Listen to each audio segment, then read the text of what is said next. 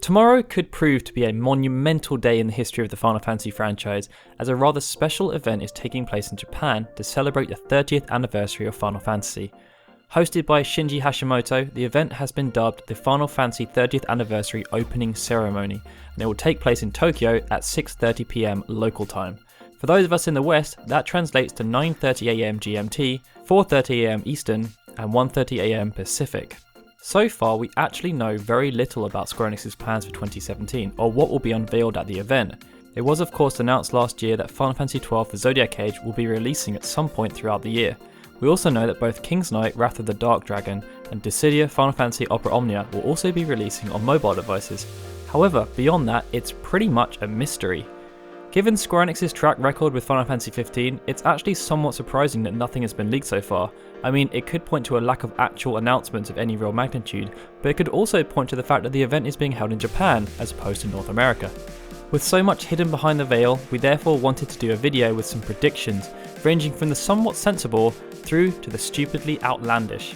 So here's 8 things we are expecting to see during the Final Fantasy 30th Anniversary event, starting with a Final Fantasy VII Remake gameplay trailer. This one feels like it should be a no-brainer.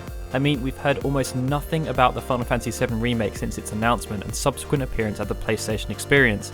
There's also the fact that the 30th anniversary event takes place on the 20th anniversary of Final Fantasy VII. No really, it's on the actual day of the anniversary.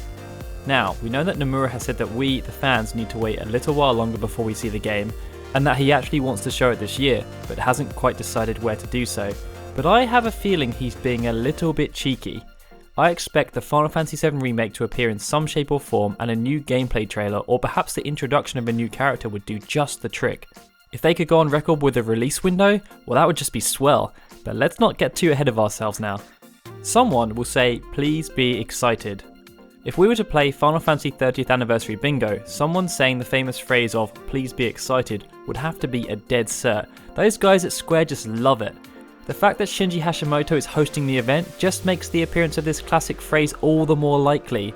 He is the absolute king of the please be excited. I just hope it isn't so that they can say, sorry, we can't show anything about the Final Fantasy VII Remake today. We hope to do so in the near future, so please be excited.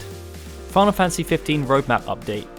Even though we know they are working on quite a few different updates for Final Fantasy XV, including both free and paid content, actual details are still quite vague. I'm therefore expecting them to showcase the upcoming content in some way and talk a bit more about what their plans are. This could see them showing off a 1 to 2 minute trailer highlighting some of this upcoming content. I mean, we know that Gilgamesh is going to be part of episode Gladiolus, and it would be pretty cool to see them squaring off against each other, even if only for a short period. Learning when they want to release it would also be pretty nice. I doubt they'll do much more though, as we now know that the next active time report will be airing on the 2nd of February. It's likely that they will use this to expand about things they show at the event. The event could also be used to give us an update on the Final Fantasy XV universe. King's Knight still has no actual release date, and there has been no further comment on the Final Fantasy XV MMO that was announced last year. That may change tomorrow. Final Fantasy XII The Zodiac Age release window. There has to be a stage presence of some kind for the Zodiac Age. It's one of the few already announced properties that they have penciled in for 2017.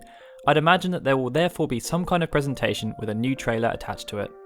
Given that they've already said it's coming in 2017, I don't think it would be that much of a stretch to expect them to announce at least a specific release window on top of this. They probably don't want to commit to an actual date at this point, but a window seems pretty realistic. We might also learn a bit more about specific release dates for some of the new merchandising ranges that were announced last year, specifically the Judge Magister busts. Dissidia Final Fantasy announcement.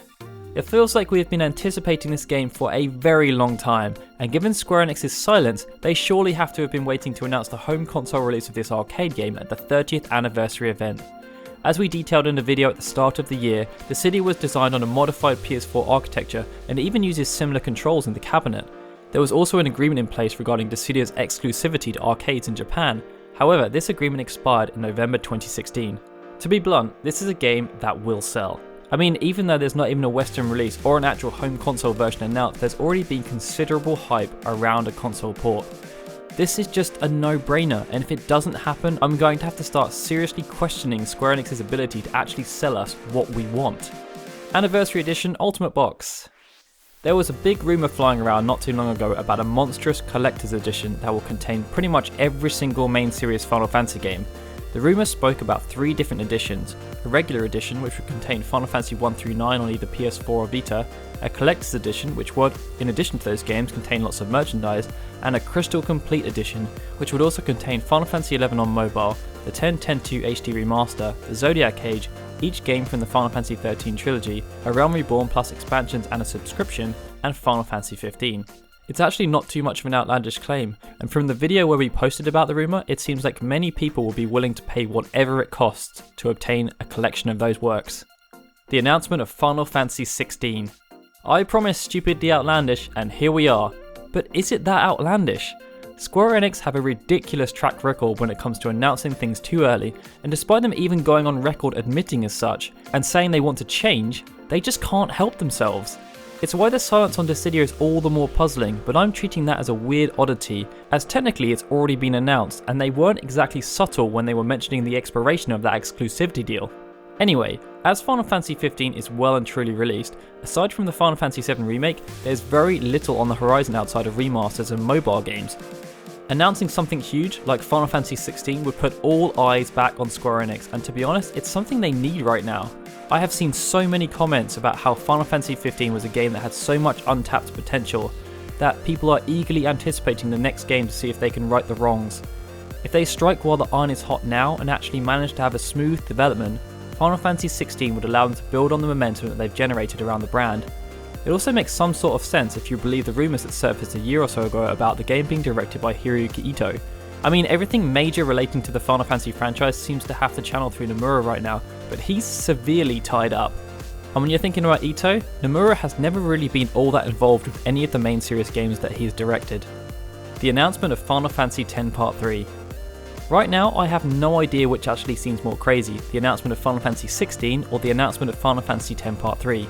Either way, it's definitely rolling around at Square Enix as a potential idea.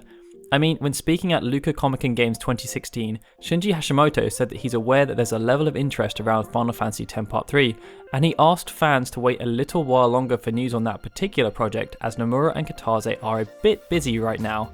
However, as mentioned above, Square Enix just love to announce projects, so scheduling be damned. Alright, so that's 8 predictions for the 30th anniversary event. What do you guys think they will talk about tomorrow? Let us know in the comments below, and as always, if you enjoyed this video, please be sure to hit that like button and subscribe. Also, be sure to check out our Patreon at patreon.com/FFunion. You can find out how you can support the channel and even get your name at the end of videos like these awesome guys. Thanks for watching guys, this is Daryl signing out. I'll see you next time.